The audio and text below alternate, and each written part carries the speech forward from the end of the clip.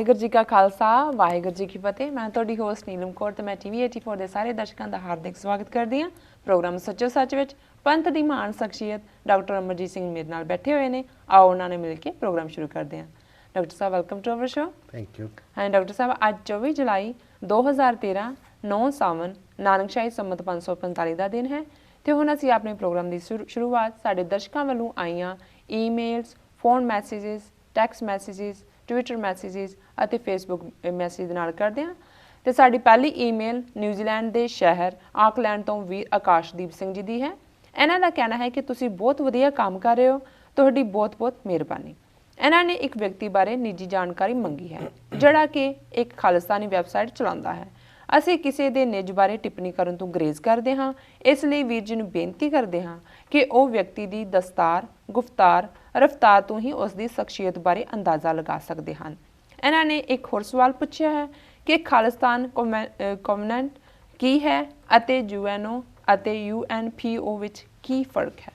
ਹਾਂ ਡਾਕਟਰ ਸਾਹਿਬ, ਸਭ ਤੋਂ ਪਹਿਲਾਂ ਤਾਂ ਵੀਰ ਆਕਾਸ਼ਦੀਪ ਸਿੰਘ ਜੀ ਦਾ ਧੰਨਵਾਦ। ਉਹਨਾਂ ਨੇ ਸਾਨੂੰ ਬੜਾ ਖੂਬਸੂਰਤ ਮੁਲਕ ਹੈ ਨਿਊਜ਼ੀਲੈਂਡ, ਉਹਦੀ ਰਾਜਧਾਨੀ ਹੈ ਆਕਲੈਂਡ, ਉੱਥੋਂ ਲਿਖਿਆ।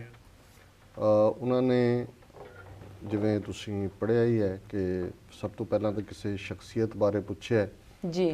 ਦੇਖੋ, ਸਾਡੀ ਇਹ ਕੋਸ਼ਿਸ਼ ਹੁੰਦੀ ਹੈ ਵੀ ਅਸੀਂ ਘੱਟ ਤੋਂ ਘੱਟ ਕੋਈ ਗੱਲ ਕਿਸੇ ਬਾਰੇ ਨਿੱਜੀ ਕਮੈਂਟ ਕਰੀਏ ਤਾਂ ਕਿ ਜਿਹੜਾ ਸਾਡਾ ਇਹ ਵਕਤ ਹੈ ਜਾਂ ਜਿਹੜਾ ਸਾਡੀ ਜ਼ਿੰਦਗੀ ਦਾ ਮਿਸ਼ਨ ਹੈ ਖਾਲਿਸਤਾਨ ਲਈ ਆਪਣਾ ਆਪਾ ਸਮਰਪਣ ਕਰਨ ਦਾ ਜੀ, ਇਸ ਦਾ ਵਕਤ ਕਿਸੇ ਬੇਲੋੜੇ ਵਾਦ ਵਿਵਾਦ 'ਚ ਜ਼ਾਇਆ ਨਾ ਹੋਏ। ਇਸ ਦਾ ਵਕਤ ਸ਼ਖਸੀ ਤੌਰ ਤੇ ਕਿਸੇ ਨੂੰ ਉਭਾਰਨ ਜਾਂ ਨੈਗੇਟ ਕਰਨ 'ਚ ਜ਼ਾਇਆ ਨਾ ਹੋਏ। ਇਸ ਲਈ ਸਾਡਾ ਕ੍ਰਾਈਟੇਰੀਆ ਹਮੇਸ਼ਾ ਖਾਲਿਸਤਾਨ ਹੁੰਦਾ ਹੈ ਜੀ, ਕਿ ਉਸ ਪੱਖ ਤੋਂ ਕਿਹੜੀ ਗੱਲ ਸਾਡੇ ਹੱਕ 'ਚ ਜਾਂਦੀ ਹੈ, ਜੀ, ਕਿਵੇਂ ਦੁਸ਼ਮਣ ਨੂੰ ਕਮਜ਼ੋਰ ਕੀਤਾ ਜਾ ਸਕਦਾ ਹੈ। ਤੇ ਉਸ ਲਈ ਬਹੁਤ ਵਾਰ ਅਸੀਂ ਆਪਣਿਆਂ ਦੀਆਂ ਕਮਜ਼ੋਰੀਆਂ, ਬੇਲੋੜਾ ਕ੍ਰਿਟਿਸਿਜ਼ਮ, ਮੈਂ ਪਿਛਲੇ 20-25 ਸਾਲ ਤੋਂ ਜਿਸ ਕਿਸਮ ਦੀ ਨੈਗੇਟਿਵਿਟੀ ਫੇਸ ਕੀਤੀ ਹੈ ਔਰ ਲਗਾਤਾਰਤਾ ਨਾਲ ਅਜੇ ਵੀ ਕੁਛ ਇਸ ਕਿਸਮ ਦੇ ਏਜੰਟ ਜਿਹੜੇ ਸਰਕਾਰ ਨੇ ਰੱਖੇ ਹੋਏ ਨੇ ਜੀ, ਜਿਹੜੇ ਕਦੇ ਫੇਸਬੁੱਕ ਤੇ ਕਦੇ ਈਮੇਲਸ ਰਾਹੀਂ ਜਾਂ ਹੋਰ ਰਾਹੀਂ ਜਿਹੜੀ ਹੈ ਉਹ ਮਿਸ ਇਨਫੋਰਮੇਸ਼ਨ ਜਾਂ ਭੜਕਾਊ ਕਿਸਮ ਦੀ ਗੱਲਬਾਤ ਜਾਰੀ ਰੱਖਦੇ ਨੇ। ਸੋ ਉਹ ਚਾਹੁੰਦੇ ਨੇ ਕਿ ਅਸੀਂ ਉਹਨਾਂ ਦੇ ਨਾਲ ਉਲਝੀਏ। ਜਦੋਂ ਤੁਸੀਂ ਉਲਝਦੇ ਹੋ, ਉਹ ਭਾਵੇਂ ਤੁਸੀਂ ਕਾਨੂੰਨੀ ਕਾਰਵਾਈ ਕਰੋ, ਹਾਲਾਂਕਿ ਅਸੀਂ ਕੋਈ ਕਾਨੂੰਨੀ ਆਪਸ਼ਨ ਅਜੇ ਬੰਦ ਨਹੀਂ ਕੀਤੀ ਹੋਈ, ਪਰ ਇਹ ਵੀ ਇੱਕ ਡਿਵੀਏਸ਼ਨ ਹੈ। ਜੇ ਤੁਸੀਂ ਉਸ ਕਿਸਮ ਦਾ ਉਸ ਪਾਸੇ ਵੱਲ ਲੱਗ ਤੁਰਦੇ ਹੋ, ਫਿਰ ਜਿਹੜਾ ਕੰਮ ਮਾੜਾ ਮੋਟਾ ਹੋ ਰਿਹਾ ਹੈ ਉਹ ਵੀ ਸਫਰ ਕਰਦੇ।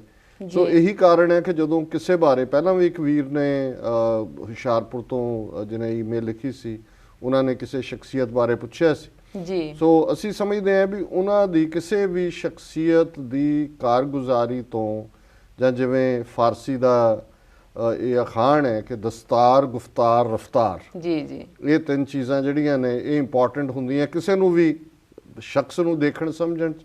ਫਿਰ ਕਾਰਗੁਜ਼ਾਰੀ ਹੁੰਦੀ ਹੈ। ਫਿਰ ਤੁਸੀਂ ਜਦੋਂ ਇੱਕ ਅੱਧੀ ਵਾਰੀ ਮਿਲ ਲੈਂਦੇ ਹੋ ਜਾਂ ਤੁਹਾਡੀ ਆਪਣੀ ਜਜਮੈਂਟ ਜਿਹੜੀ ਹੈ ਜੇ ਇਮਾਨਦਾਰ ਹੈ ਤਾਂ ਤੁਹਾਨੂੰ ਪਤਾ ਲੱਗ ਜਾਂਦਾ ਹੈ ਵੀ ਕੌਣ ਫਲਾਫੇਬਾਜ਼ੀ ਹੈ, ਕੌਣ ਕਿੰਨੇ ਕੁ ਜੋਗਾ ਹੈਗਾ। ਜੀ ਜੀ, ਬਿਲਕੁਲ। ਉਹਨਾਂ ਨੇ ਪੁੱਛਿਆ ਹੈ ਕਿ ਵੀ ਇਹ ਖਾਲਿਸਤਾਨ ਕੋਵੈਨੈਂਟ ਕੀ ਹੈ। ਜੀ, ਦੇਖੋ, ਮੈਨੂੰ ਤਾਂ ਇਸ ਬਾਰੇ ਕੋਈ ਇਲਮ ਨਹੀਂ ਹੈ। ਕੁਛ ਨੇ ਕਲੇਮ ਜ਼ਰੂਰ ਕੀਤਾ ਹੈ ਕਿ ਜੀ ਉਹਨਾਂ ਨੇ ਆਹ ਕੋਵੈਨੈਂਟ ਕੀਤਾ ਸੀ। ਇਹ ਉਹੀ ਦੱਸ ਸਕਦੇ ਨੇ ਵੀ ਕਿਹੜਾ ਕੋਵੈਨੈਂਟ ਉਹਨਾਂ ਨੇ ਪਾਸ ਕੀਤਾ ਹੈ ਤੇ ਕਿੱਥੋਂ ਮਨਜ਼ੂਰ ਕਰਵਾਇਆ। ਜੀ, ਬਾਕੀ UNO ਤੇ UNPO 'ਚ ਕੀ ਫਰਕ ਹੈ। ਜੀ, ਦੇਖੋ, ਯੂਨਾਈਟਿਡ ਨੇਸ਼ਨਸ ਜਿਹਦਾ ਪਹਿਲਾ ਨਾਂ 1948 'ਚ ਜਦੋਂ ਇਹ ਹੋਂਦ 'ਚ ਆਈ, ਉਸ ਤੋਂ ਪਹਿਲਾਂ ਲੀਗ ਆਫ ਨੇਸ਼ਨਸ ਸੀ। ਜਦੋਂ ਸ਼ੁਰੂਆਤ ਹੋਈ ਸੈਨ ਫਰਾਂਸਿਸਕੋ 'ਚ 50 ਦੇਸ਼ ਉਹਦੇ ਮੈਂਬਰ ਸੀ।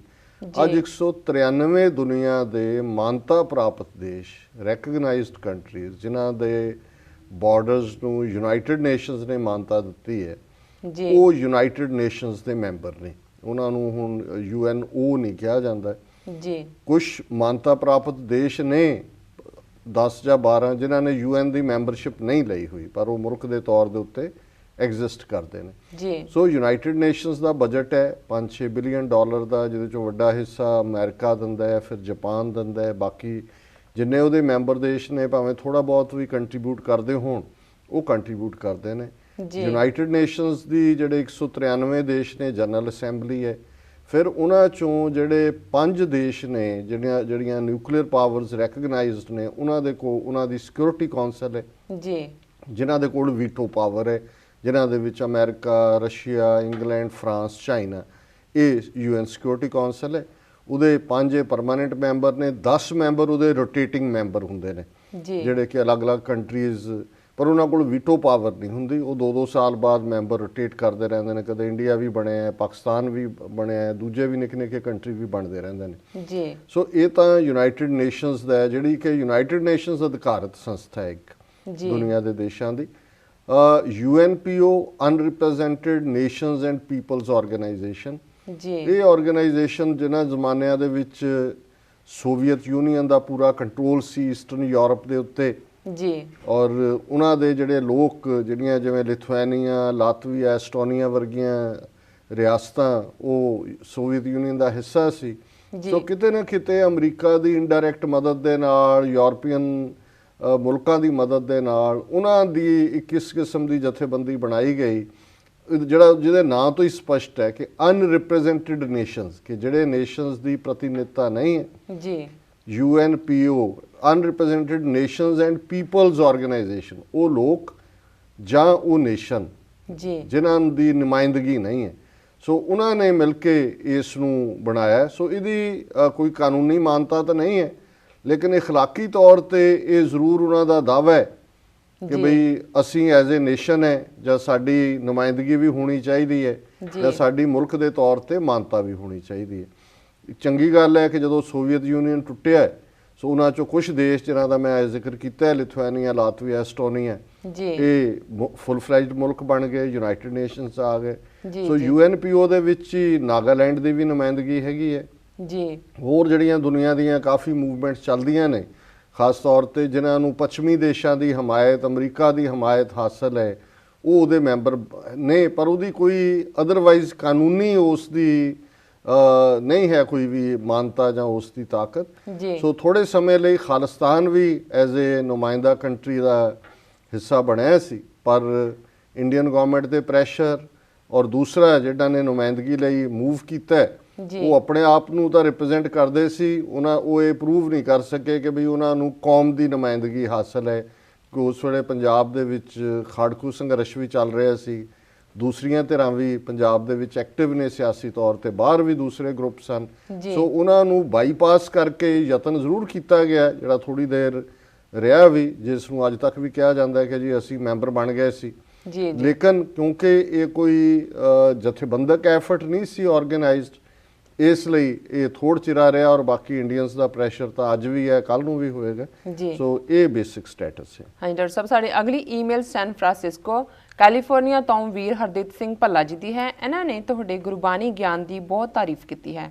ਇਹਨਾਂ ਨੂੰ ਤੁਹਾਡੇ ਵੱਲੋਂ ਗੁਰਬਾਣੀ ਤੋਂ ਇਲਾਵਾ ਭਾਈ ਗੁਰਦਾਸ ਜੀ ਅਤੇ ਭਾਈ ਨੰਦ ਲਾਲ ਜੀ ਦੀਆਂ ਰਚਨਾਵਾਂ ਨੂੰ ਸ਼ਾਮਲ ਕਰਨਾ ਵੀ ਬਹੁਤ ਚੰਗਾ ਲੱਗਾ ਹੈ, ਖਾਸ ਕਰ ਜਦੋਂ ਤੁਸੀਂ ਇਹਨਾਂ ਨੂੰ ਗੁਰਬਾਣੀ ਸੁਨੇਹੇ ਨਾਲ ਮੇਲ ਕੇ ਵਿਚਾਰਦੇ ਹੋ। ਇਹਨਾਂ ਦਾ ਸਵਾਲ ਹੈ, ਸਿੱਖ ਗੁਰੂ ਗ੍ਰੰਥ ਸਾਹਿਬ ਜੀ ਪ੍ਰਤੀ ਸ਼ਰਧਾ ਪਿਆਰ ਤਾਂ ਰੱਖਦੇ ਹਨ, ਪਰ ਬਾਣੀ ਨੂੰ ਪੜ੍ਹਦੇ ਵਿਚਾਰਦੇ ਕਿਉਂ ਨਹੀਂ? ਹੈ ਡਾਕਟਰ ਸਾਹਿਬ। ਵੀਰ ਹਰਦੀਪ ਸਿੰਘ ਜੀ ਭੱਲਾ ਦਾ ਬਹੁਤ ਬਹੁਤ ਧੰਨਵਾਦ। ਉਹਨਾਂ ਨੇ ਸਾਨੂੰ ਸੈਨ ਫਰਾਂਸਿਸਕੋ ਤੋਂ ਲਿਖਿਆ ਜੀ। ਉਹਨਾਂ ਨੂੰ ਅਧਿਆਤਮਕ ਪਾਰਟ ਚੰਗਾ ਲੱਗਦਾ, ਜਿਹੜਾ ਸਾਡਾ ਅਖੀਰਲਾ ਸੈਕਸ਼ਨ ਹੁੰਦਾ ਜੀ, ਔਰ ਉਹਨਾਂ ਨੂੰ ਇਹ ਵੀ ਚੰਗਾ ਲੱਗਦਾ ਹੈ ਕਿ ਵੀ ਅਸੀਂ ਭਾਈ ਗੁਰਦਾਸ ਜੀ, ਭਾਈ ਨੰਦ ਲਾਲ ਜੀ, ਉਹਨਾਂ ਦੀਆਂ ਰਚਨਾਵਾਂ ਨੂੰ ਇਨਕਲੂਡ ਕਰਦੇ ਹਾਂ ਆਪਣੇ ਪ੍ਰੋਗਰਾਮ 'ਚ ਜੀ। ਔਰ ਅਲਟੀਮੇਟਲੀ ਇਹ ਸੈਕੰਡਰੀ ਸੋਰਸ ਨੇ ਸਾਡੇ ਲਈ, ਪ੍ਰਾਇਮਰੀ ਤਾਂ ਸਾਡੇ ਲਈ ਗੁਰਬਾਣੀ ਹੈ, ਜਿਹੜੀ ਸਾਡੀ ਪ੍ਰਾਇਮਰੀ ਕੈਨਨ ਹੈ, ਗੁਰੂ ਗ੍ਰੰਥ ਸਾਹਿਬ ਦੀ ਬਾਣੀ ਹੈ। ਔਰ ਇਹੀ ਕ੍ਰਾਈਟੇਰੀਆ ਹੈ ਵੀ ਕੋਈ ਵੀ ਹੋਰ ਰਚਨਾ ਜਿਹੜੀ ਗੁਰਬਾਣੀ ਦੇ ਪ੍ਰਤੀਕੂਲ ਹੈ, ਉਸ ਨੂੰ ਅਸੀਂ ਰਿਜੈਕਟ ਕਰਦੇ ਹਾਂ, ਪਰ ਜਿਹੜੀ ਗੁਰਬਾਣੀ ਦੇ ਅਨੁਸਾਰੀ ਅੱਗੋਂ ਗੁਰਬਾਣੀ ਦੀ ਇੰਟਰਪ੍ਰੀਟੇਸ਼ਨ ਹੈ, ਜਿਨ੍ਹਾਂ ਦੇ ਵਿੱਚ ਭਾਈ ਗੁਰਦਾਸ ਜੀ, ਭਾਈ ਨੰਦ ਲਾਲ ਜੀ ਦੀਆਂ ਰਚਨਾਵਾਂ ਪੰਥ ਨੇ ਸ਼ਾਮਲ ਕੀਤੀਆਂ, ਇਸੇ ਲਈ ਕਿ ਉਹ ਇਨ ਲਾਈਨ ਨੇ ਗੁਰਬਾਣੀ ਥਾਟ ਤੇ। ਸੋ ਇਹ ਵੀ ਉਹਨਾਂ ਦਾ ਧੰਨਵਾਦ ਹੈ, ਉਹਨਾਂ ਨੂੰ ਇਹ ਚੰਗਾ ਲੱਗਾ ਸਾਡਾ ਇਹ ਪਾਰਟ ਜੀ। ਬਾਕੀ ਉਹਨਾਂ ਦਾ ਜਿਹੜਾ ਸਵਾਲ ਹੈ ਕਿ ਵੀ ਸ਼ਰਧਾ ਪਿਆਰ ਤਾਂ ਹੈ ਗੁਰੂ ਗ੍ਰੰਥ ਸਾਹਿਬ ਜੀ ਲਈ ਜੀ, ਔਰ ਦੁਨੀਆ ਭਰ ਦੇ ਵਿੱਚ ਸਾਡੇ ਬਣੇ ਗੁਰਦੁਆਰਾ ਸਾਹਿਬਾਨ ਆਲੀਸ਼ਾਨ ਇਸ ਗੱਲ ਦਾ ਸਬੂਤ ਨੇ, ਕਿਉਂਕਿ ਗੁਰਦੁਆਰਾ ਸਾਹਿਬਾਨ 'ਚ ਗੁਰੂ ਗ੍ਰੰਥ ਸਾਹਿਬ ਜੀ ਸਥਾਪਿਤ ਹੁੰਦੇ ਨੇ ਕਿ ਕਿੰਨੀ ਸ਼ਰਧਾ ਹੈ ਕੌਮ ਦੇ ਵਿੱਚ। ਫਿਰ ਜੇ ਅਸੀਂ ਵੰਨ ਸਵੰਨੇ ਰੁਮਾਲੇ ਜੀ, ਪਾਲਕੀਆਂ, ਸੋਨੇ ਦੇ ਛੱਬੇ ਜੀ, ਔਰ ਬਾਕੀ ਜਿੰਨਾ ਪਾਠ ਦੇਖੀਏ ਤੇ ਫਿਰ ਜ਼ਾਹਰ ਹੈ ਇਹ ਵੀ ਸ਼ਰਧਾ ਔਰ ਪਿਆਰ ਦਾ ਹੀ ਸਬੂਤ ਹੈ ਗੁਰੂ ਦੇ ਨਾਲ ਜੀ ਜੀ। ਪਰ ਜਿਹੜਾ ਉਹਨਾਂ ਦਾ ਸਵਾਲ ਹੈ ਕਿ ਵੀ ਸਿੱਖ ਬਾਣੀ ਨੂੰ ਪੜ੍ਹਦੇ ਕਿਉਂ ਨਹੀਂ ਤੇ ਵਿਚਾਰਦੇ ਕਿਉਂ ਨਹੀਂ, ਜੀ ਬਿਲਕੁਲ। ਇਹ ਬਹੁਤ ਜਿਹਨੂੰ ਅਮਰੀਕਨ ਕਹਿੰਦੇ ਨੇ $1 ਮਿਲੀਅਨ ਕੁਐਸਚਨ ਹੈ ਜੀ ਜੀ। ਕਿ ਜੇ ਅੱਜ ਸਾਡੇ ਚੋਂ ਇੱਕ ਵੱਡਾ ਹਿੱਸਾ ਕੋਈ ਬਾਬਿਆਂ ਵੱਲ ਜਾਂਦਾ ਹੈ, ਕੋਈ ਮੰਤਰਾਂ ਵੱਲ ਜਾਂਦਾ ਹੈ, ਕੋਈ ਜੰਤਰਾਂ ਵੱਲ ਜਾਂਦਾ ਹੈ, ਕੋਈ ਤੰਤਰਾਂ ਵੱਲ ਜਾ ਰਿਹਾ ਹੈ, ਕੋਈ ਜੋਤਸ਼ੀਆਂ ਦੇ ਲੇਖੇ ਲੱਗਾ ਹੋਇਆ ਹੈ, ਜੀ ਕਿਸੇ ਹੋਰ ਨੂੰ ਨਹੀਂ, ਕੋਈ ਪੀਰਾਂ ਦੇ ਹੀ ਜਾ ਕੇ ਨੱਕ ਰਗੜਦਾ ਹੈ, ਮਜੌਰਾਂ ਤੋਂ ਮੋਰ ਦੇ ਖੰਭ ਜਿਹੜਾ ਉਹ ਆਪਣੇ ਸਿਰ ਤੇ ਚੜਵਾਉਂਦਾ ਹੈ, ਜੀ ਜੀ ਕਿਸੇ ਨੇ ਕੁਝ ਬੰਨਿਆ ਹੋਇਆ, ਕੋਈ ਜਾਦੂ ਟੂਣੇ ਕਰਵਾਉਂਦਾ ਹੈ, ਉਹ ਲੱਭਦਾ ਫਿਰਦਾ ਵੀ ਕੀ ਐਕਸਪਰਟ ਨੇ। ਜੀ ਜੀ। ਇਹਦਾ ਕਾਰਨ ਹੀ ਇਹ ਹੈ ਕਿ ਅਸੀਂ ਬਾਣੀ ਪੜ੍ਹਦੇ ਤੇ ਵਿਚਾਰਦੇ ਨਹੀਂ। ਜੀ। ਜੇ ਅਸੀਂ ਸੱਚਮੁੱਚ, ਗੁਰੂ ਨੇ ਤਾਂ ਸਾਨੂੰ ਸਭ ਸਿੱਖਣ ਕੋ ਹੁਕਮ ਹੈ ਗੁਰੂ ਮਾਨਿਓ ਗ੍ਰੰਥ, ਜੀ ਗੁਰੂ ਗ੍ਰੰਥ ਸਾਹਿਬ ਦੇ ਲੜਲਾ ਹੈ। ਹੁਣ ਗੁਰੂ ਗ੍ਰੰਥ ਜੀ ਮਾਨਿਓ ਪ੍ਰਗਟ ਗੁਰਾਂ ਕੀ ਦੇ, ਜੋ ਪ੍ਰਭ ਕੋ ਮਿਲਬੋ ਚਾਹੇ ਖੋਜ ਸ਼ਬਦ ਮੈਲੇ। ਜੀ। ਹੁਣ ਸ਼ਬਦ 'ਚ ਅਸੀਂ ਕਿਵੇਂ ਸ਼ਬਦ ਨੂੰ ਖੋਜਾਂਗੇ ਜੇ ਅਸੀਂ ਸ਼ਬਦ ਨੂੰ ਪੜ੍ਹਿਆ ਨਹੀਂ ਹੈ? ਜੀ ਜੀ ਬਿਲਕੁਲ। ਸ਼ਬਦ ਨੂੰ ਤਾਂ ਅਸੀਂ ਤਾਂ ਹੀ ਖੋਜਾਂਗੇ, ਪਹਿਲਾਂ ਅਸੀਂ ਪੜਾਂਗੇ, ਜੀ ਸਾਡੇ ਕੰਨਾਂ ਤੱਕ ਜਾਂ ਸੁਣਾਂਗੇ, ਜੀ ਜੀ। ਫਿਰ ਉਸ ਤੇ ਵਿਚਾਰ ਕਰਾਂਗੇ, ਜੀ ਫਿਰ ਉਸ ਨੂੰ ਅਮਲ ਦੇ ਵਿੱਚ ਲਿਆਵਾਂਗੇ। ਜੀ। ਸੋ ਜਦੋਂ ਅਮਲ ਆਏਗਾ, ਇਹ ਹੈ ਕਿ ਵੀ ਤੁਸੀਂ ਉਹਨੂੰ ਪੜ੍ਹਦੇ ਹੋ ਤੇ ਫਿਰ ਮਨ 'ਚ ਭਾਵ ਪੈਦਾ ਹੁੰਦਾ ਹੈ, ਜੀ, ਪਿਆਰ ਜੀ। ਪੈਦਾ ਹੁੰਦਾ ਹੈ। ਪਰ ਜੇ ਅਸੀਂ ਪੜ੍ਹਨਾ ਹੀ ਨਹੀਂ ਹੈ, ਸੁਣਨਾ ਹੀ ਨਹੀਂ ਹੈ, ਔਰ ਇਹ ਜੀ। ਗੱਲ ਤੁਸੀਂ ਅਖੰਡ ਪਾਠ ਸਾਹਿਬ ਅਸੀਂ ਸਾਰੇ ਰਖਵਾਉਂਦੇ ਹਾਂ, ਘਰਾਂ ਦੇ ਵਿੱਚ ਵੀ, ਗੁਰਦੁਆਰਾ ਸਾਹਿਬਾਨ 'ਚ ਵੀ। ਜੀ। ਤੁਸੀਂ ਅੰਦਾਜ਼ਾ ਲਾ ਲਓ ਵੀ ਪਰਿਵਾਰ ਦੇ ਕਿੰਨੇ ਕੁ ਮੈਂਬਰਾਂ ਕੋਲ ਵਕਤ ਹੁੰਦਾ ਹੈ ਪਾਠ ਬੈਠ ਕੇ ਸੁਣਨ ਦਾ। ਜੀ ਜੀ। ਬਾਹਰ ਕੋਈ ਚਾਹ ਦਾ ਬਣ ਰਿਹਾ, ਕੋਈ ਹੋਰ ਹੋ ਰਿਹਾ, ਕੋਈ ਇੱਕ ਖੁੰਝੇ 'ਚ ਖਲੋ ਕੇ ਗੱਪਾਂ ਵੱਜ ਰਹੀਆਂ, ਕੋਈ ਦੂਜੇ 'ਚ ਵੱਜ ਰਹੀਆਂ। ਜੀ। ਤੇ ਨਤੀਜਾ ਫਿਰ ਇਹੀ ਹੁੰਦਾ ਹੈ ਕਿ ਬਾਣੀ ਦਾ ਪ੍ਰਭਾਵ ਨਹੀਂ ਹੁੰਦਾ। ਉੱਥੇ ਹੀ ਦਿਨੇ ਅਖੰਡ ਪਾਠ ਦਾ ਭੋਗ ਪੈ ਕੇ ਹਟਦਾ ਹੈ, ਸ਼ਾਮ ਨੂੰ ਸ਼ਰਾਬ ਦੀ ਪਾਰਟੀ ਉਸੇ ਘਰ 'ਚ ਹੋ ਰਹੀ ਹੁੰਦੀ ਹੈ। ਉਹਨਾਂ ਨੂੰ ਇਹ ਵੀ ਭੁੱਲ ਜਾਂਦਾ ਹੈ ਵੀ ਇੱਥੇ ਚੰਦੋਆ ਲੱਗਾ ਸੀ ਇਸ ਕਮਰੇ 'ਚ, ਜੀ। ਇੱਥੇ ਮਹਾਰਾਜ ਦਾ ਪ੍ਰਕਾਸ਼ ਸੀ। ਜੀ ਸੋ ਜੀ। ਇਹ ਸਾਰੀਆਂ ਗੱਲਾਂ ਹੀ ਇਸ ਲਈ ਨੇ ਕਿ ਅਸੀਂ ਖੋਜ ਸ਼ਬਦ ਮੈਂ ਲੈ, ਜੋ ਗੁਰੂ ਸਾਹਿਬ ਦਾ ਹੁਕਮ ਸੀ ਉਸ ਵੱਲ ਪਿੱਠ ਕੀਤੀ ਹੈ। ਜੀ। ਔਰ ਫਿਰ ਅਸੀਂ ਡਿਪੈਂਡ ਕਰਦੇ ਹਾਂ ਦੂਸਰਿਆਂ ਤੇ ਕਿ ਜੀ ਬਾਣੀ ਸਾਨੂੰ ਕੋਈ ਸੁਖਮਣੀ ਦੀਆਂ ਪੁੜੀਆਂ ਦੇ ਦੇ। ਜੀ ਜੀ। ਹੁਣ ਸੁਖਮਣੀ ਸਾਹਿਬ ਅਸੀਂ ਆਪ ਨਹੀਂ ਪੜ੍ਹਨਾ ਚਾਹੁੰਦੇ। ਜੇ ਹੋਇਆ ਜੀ ਕਿ ਇੰਨਾ ਪਾਠ ਸੁਖਮਣੀ ਸਾਹਿਬ ਦਾ ਕਰਕੇ ਇਹ ਜਲ ਤਿਆਰ ਕੀਤਾ, ਜਲ ਨੂੰ ਵੀ ਅੰਮ੍ਰਿਤ ਕਹਿੰਦੇ ਨੇ। ਹਾਲਾਂ ਜੀ। ਅੰਮ੍ਰਿਤ ਤਾਂ ਖੰਡੇ ਬਾਟੇ ਦੇ ਅੰਮ੍ਰਿਤ ਤੋਂ ਬਿਨਾਂ, ਉਹ ਵੀ ਇਸ ਲਈ ਕਿਉਂਕਿ ਬਾਣੀ ਦਾ ਅੰਮ੍ਰਿਤ ਉਸ ਦੇ ਵਿੱਚ ਹੈ, ਬਾਣੀ ਪੜ੍ਹੀ ਗਈ ਹੈ। ਜੀ ਜੀ। ਸੋ ਜੇ ਬਾਣੀ ਪੜ੍ਹਨ ਨਾਲ ਉਹ ਤਿਆਰ ਕੀਤਾ ਅੰਮ੍ਰਿਤ ਸਾਨੂੰ ਬਖਸ਼ਿਆ ਜਾਂਦਾ ਹੈ, ਗੁਰੂ ਦੀ ਬਖਸ਼ਿਸ਼ ਹੈ, ਜੀ। ਤੇ ਬਾਣੀ ਅੰਮ੍ਰਿਤ ਰੂਪ ਹੈ। ਅਸੀਂ ਅੰਮ੍ਰਿਤ ਬਾਣੀ ਦੇ ਉਹ ਘੁੱਟ ਰੋਜ਼ਾਨਾ ਕਿਉਂ ਨਹੀਂ ਪੜ੍ਹਦੇ? ਜੀ। ਬਾਣੀ ਪੜ੍ਹਨ ਦੇ ਨਾਲ ਜੇ ਪੜਾਂਗੇ ਫਿਰ ਸੁਣਾਂਗੇ, ਜੀ। ਸੰਗਤ ਗੁਰਮੁਖ ਦੀ ਸੰਗਤ ਕਰਾਂਗੇ। ਜੀ। ਸੋ ਅਸੀਂ ਸਮਝਦੇ ਹਾਂ ਵੀ ਇਹ ਪਾਠ ਜਿਹੜਾ ਹੈ ਇਹ ਇੱਕ ਬਹੁਤ ਵੱਡੀ ਕਮੀ ਹੈ, ਜੀ। ਔਰ ਇਸੇ ਨੇ ਹੀ ਪੁਜਾਰੀਵਾਦ ਨੂੰ ਜਨਮ ਦਿੱਤਾ ਹੈ, ਜੀ। ਇਸੇ ਨੇ ਹੀ ਭੁਲੇਖੇਵਾਦ ਨੂੰ ਜਨਮ ਦਿੱਤਾ ਹੈ, ਇਸੇ ਨੇ ਹੀ ਅੱਜ ਜਿੰਨਾ ਸਾਡਾ ਕਰਮ ਕਾਂਡ ਹੈ ਜੀ ਜੀ। ਸਾਡੇ ਚ ਆਇਆ ਹੈ, ਇਸ ਕਿਸਮ ਨੂੰ ਜਨਮ ਦਿੱਤਾ ਹੈ। ਅਸੀਂ ਆਪਣੇ ਆਪ ਜੇ ਬਾਣੀ ਪੜ੍ਹਦੇ ਹੋਈਏ ਗੁਰੂ ਚਰਨਾਂ 'ਚ ਅਰਦਾਸ ਅਸੀਂ ਵਿਣ ਬੋਲਿਆ ਸਭ ਕੁਝ ਜਾਣਦਾ ਹੈ, ਉਸ ਦੇ ਉੱਤੇ ਯਕੀਨ ਕਰੀਏ। ਜੀ ਪਰ ਜੀ। ਸਾਨੂੰ ਲੱਗਦਾ ਹੈ ਵੀ ਕਿਸੇ ਖਾਸ ਬਾਬਾ ਜੀ ਨੂੰ ਸੱਦ ਕੇ ਘਰ ਜੇ $1000 ਉਹਨਾਂ ਦੀ ਮੁੱਠੀ 'ਚ ਰੱਖ ਕੇ ਅਰਦਾਸ ਕਰਾਈਏ ਜੀ। ਤੇ ਸਾਡਾ ਕਾਰੋਬਾਰ ਚੱਲ ਪਏਗਾ, ਕੋਈ ਹੋਰ ਹੋ ਜਾਏਗਾ। ਜੀ ਜੀ। ਸੋ ਇਹ ਸਾਰਾ ਹੀ ਬਾਣੀ ਤੋਂ ਦੂਰ ਜਾਣ ਦੀਆਂ ਗੱਲਾਂ ਨੇ। ਬਾਣੀ ਨੇ ਤਾਂ ਸਾਨੂੰ ਸਾਦਾ ਜੀਵਨ, ਸਰਬ ਧਰਮ ਮੈਂ ਸ੍ਰੇਸ਼ਟ ਧਰਮ, ਹਰ ਕੋ ਨਾਮ ਜਪ ਨਿਰਮਲ ਕਰਮ, ਕਿ ਵੀ ਜੀ। ਸਭ ਤੋਂ ਸ੍ਰੇਸ਼ਟ ਧਰਮ ਇਹੀ ਹੈ ਜਿਸ ਵਾਹਿਗੁਰੂ ਨੇ ਪੈਦਾ ਕੀਤਾ, ਜੀ। ਉਹਨੂੰ ਯਾਦ ਕਰੋ ਔਰ ਚੰਗੇ ਕੰਮ ਕਰੋ। ਜੀ ਜੀ। ਔਰ ਕਿਰਤ ਕਰਨ ਦਾ, ਨਾਮ ਜਪਣ ਦਾ, ਵੰਡ ਛਕਣ ਦਾ ਇਹ ਸੁਨੇਹਾ, ਸਭ ਨੂੰ ਪਿਆਰ ਕਰਨ ਦਾ, ਹਰ ਇੱਕ 'ਚ ਉਸ ਰੱਬ ਨੂੰ ਦੇਖਣ ਦਾ। ਜੀ। ਸੋ ਇਹ ਹੁਣ ਜੇ ਪੜਾਂਗੇ ਤਾਂ ਪਤਾ ਲੱਗੇਗਾ ਕਿ ਵੀ ਸਾਡਾ ਧਰਮ ਕਿੰਨਾ ਸਧਾਰਨ ਜੀਵਨ ਦੇ ਵਿੱਚ ਜਿਉਂਦਿਆਂ, ਹੱਸਣਦਿਆਂ, ਖਿਲਣਦਿਆਂ, ਪਹਿਨਣਦਿਆਂ, ਸੋਵਣਦਿਆਂ ਜੀ। ਵਿੱਚੇ ਹੋਵੇ ਮੁਕਤ, ਉਸ ਰਸਤੇ ਨੂੰ ਦਿੰਦਾ ਹੈ। ਪਰ ਅਸੀਂ ਬਾਣੀ ਤੋਂ ਟੁੱਟ ਕੇ ਹੋਰ ਸਾਰੇ ਕਰਮ ਕਰ ਰਹੇ ਹਾਂ, ਜੀ। ਹੋਰ ਹਰ ਪਾਸੇ ਵਕਤ ਜ਼ਾਇਆ ਕਰ ਰਹੇ ਹਾਂ।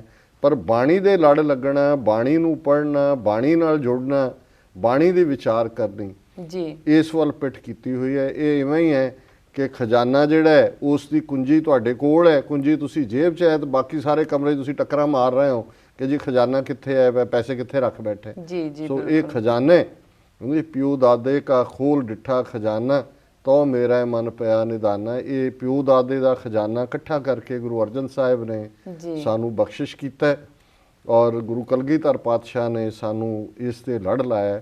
ਸੋ ਬਾਣੀ ਪੜ੍ਹੀਏ, ਵਿਚਾਰੀਏ, ਉਸ ਤੇ ਅਮਲ ਕਰੀਏ, ਜੀ। ਤੇ ਫਿਰ ਸਾਰੇ ਹੀ ਜਿਹੜੇ ਸਾਡੇ ਸਵਾਲਾਂ ਦੇ ਜਵਾਬ ਵੀ ਮਿਲਦੇ ਨੇ, ਮਨ ਦੀ ਭਟਕਣਾ ਵੀ ਮੁੱਕਦੀ ਹੈ ਜੀ। ਤੇ ਬਾਕੀ ਜਿਹੜਾ ਡੋਲਣਾ ਹੈ, ਕਦੇ ਇੱਧਰ ਇਹਦੇ ਪੈਰਾਂ ਤੇ ਕਦੇ ਉਹਦੇ ਪੈਰਾਂ ਤੇ, ਜੀ ਇਹ ਇਸ ਤੋਂ ਵੀ ਜਿਹੜਾ ਤਾਂ ਹੀ ਬਚਿਆ ਜਾ ਸਕਦਾ। ਜੀ ਡਾਕਟਰ ਸਾਹਿਬ, ਇੱਥੇ ਲੈਣਾ ਇੱਕ ਛੋਟਾ ਜਿਹਾ ਬ੍ਰੇਕ।